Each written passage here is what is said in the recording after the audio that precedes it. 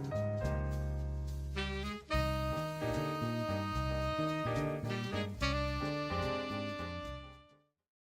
everybody, it's me, Briskatuzi, and today we were talking about That Time I Got Reincarnated as a Slime, Volume 7. Okay, is how Vesta returned, the minister from the Dwargen Kingdom.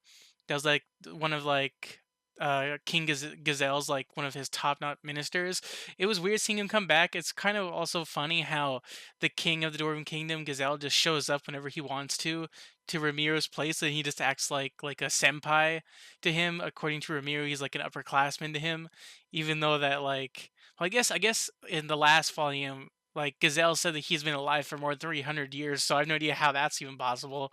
Like I don't even think like even in myths, like do dwarves usually live that long? Because I don't really think I've ever seen those myths before.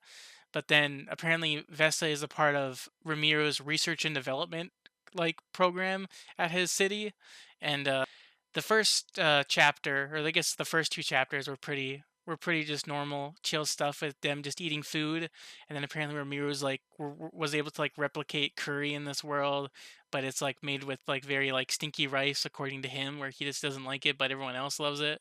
But he made it more on the spicy side, and then he also is trying to replicate sugar. After they got through that, we met up with a new group of demon lord like servants or some ornaments, but the phobia dude, is that his name, Phobia? Like I'm like, figure out the demon lord that sent him. I think it's the blonde haired one. I hope I'm getting that right. Like the blonde haired dude with the sharp teeth, but I think all of the demon lords have sharp teeth, so I'm assuming that's the blonde haired guy because he seems like a beast type, and I guess he summoned a guy. And then at the they showed like they skipped over to Milim beating up that dude because he was like he went to this village asking for Ramiro to be like a part of that demon lord kingdom, but of course Ramiro would not accept that. He wants to do more of like cooperation, like equal status rather than like being like controlled by him.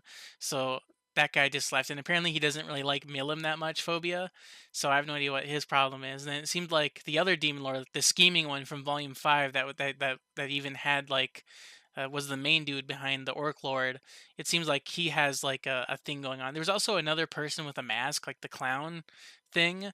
Like there's like because before when the clown showed up, it was a dude, but now it's a little girl, and apparently the dude one, his name was like it was with an L. Like I was trying to remember, it's like Lancer or like Loader or something like that, and then this little girl clown mask is Tyr.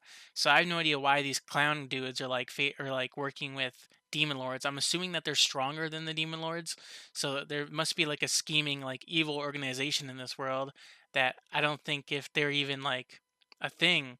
The only things that I've seen online is that I know what Veldora looks like in like his human form when he like goes off of Ramiro. Like that sort of got spoiled to me because I searched it once on Google Images and saw what he looked like in his human form. He looks pretty cool though. I guess after those demon lords left after Ramiro, we're sharing his stances. I really also like the teasing going on in these chapters where Ramiro teases Milim with food to make her like do stuff and not do stuff. That's pretty weird. Another assumption that I was making while reading this chapter is that I'm pretty sure that even though that Ramiro was able to get information out of Milim about all the other demon lords and their scheme with the Orc Lord, I'm pretty sure that if I don't know if like Milam's playing the long game or if she's smarter than she looks, but I'm pretty sure that if Ramiro were to get hurt by like the other demon lords or like other like people, I'm pretty sure that Milam would protect Ramiro. Like in any instance, I'm pretty sure that she would be sad and would protect and would like even like I'm pretty sure that she would like diminish like the what was it like the agreement that all demon lords have to like not mess with each other. I'm pretty sure that she would mess with them if they hurt him because it seems like they are becoming like best friends, and I'm pretty sure that Milam actually trusts that.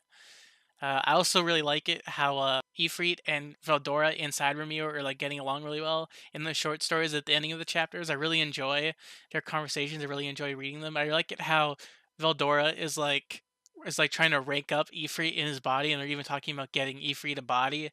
And then they even like had a conversation about why Ramiro likes boobs. And then apparently Veldora talks to Ramiro. I forgot that the Great Sage even talked to him, but he mentioned that the Great Sage that talks to Veldora inside Ramiro sounds like Ramiro.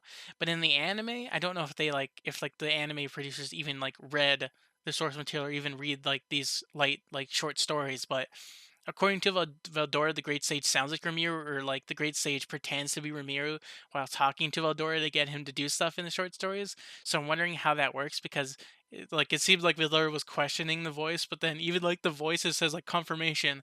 Did you mean this? And like, would you want to do this? Yes or no? Like he's even doing like the Great Sage is like talking to Veldora.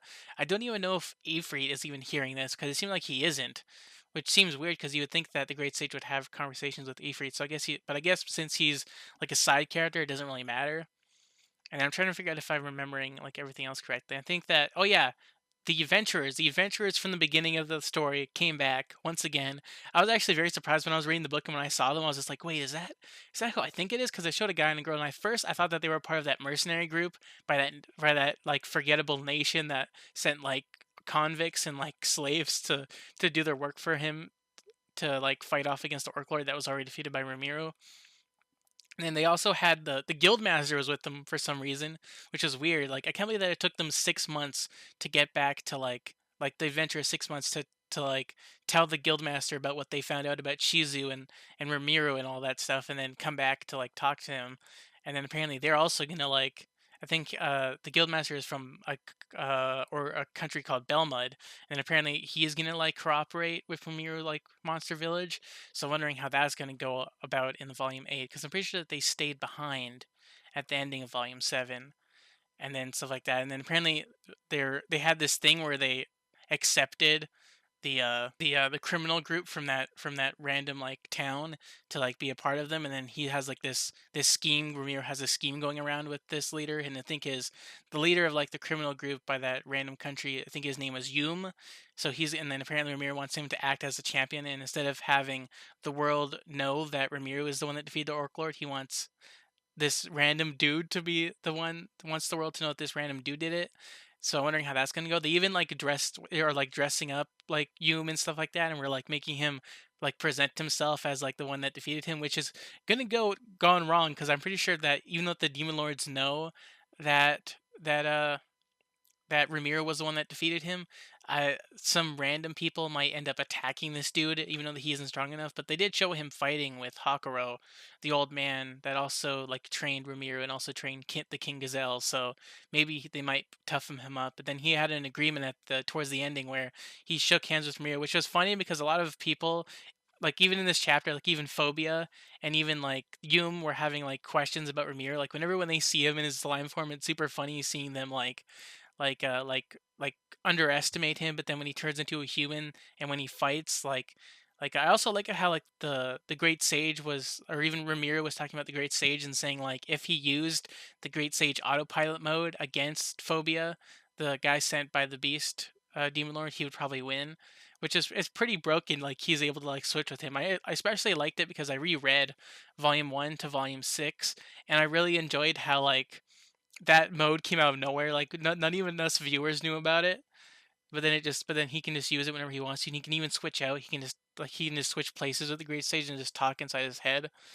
And I think other than that, I'm pretty sure I've talked about everything. Like even like the even with them going, I forgot to mention how Yum also blushed when he saw Ramiro. I think everyone thinks that Ramiro like is like a girl because he has the long hair and he has the girlish face, even though that he's in a genderless form where he's neither male or female. But I guess since he did take over a woman's body, it does make sense that they would think that he's a girl because of the face. Because I think actually when he did go into his guy form, he did look like a dude, but then I guess like genderless people just look more female than male. But I think other than that, I think for now, I think I've talked about everything of my overall thoughts and stuff like that. But I really enjoyed this chapter, even though that it was just chill and them just getting information going around and having schemes work about. But yeah, those were my overall thoughts. If you enjoyed this, my thoughts and my discussion of this chapter and my slight review. I would probably say that I really enjoyed like the jokes and then like the way that the art looks and stuff like that. But yeah, if you enjoyed this review, leave a like. If you didn't, then leave a dislike. And yeah, see you in the next video. And bye.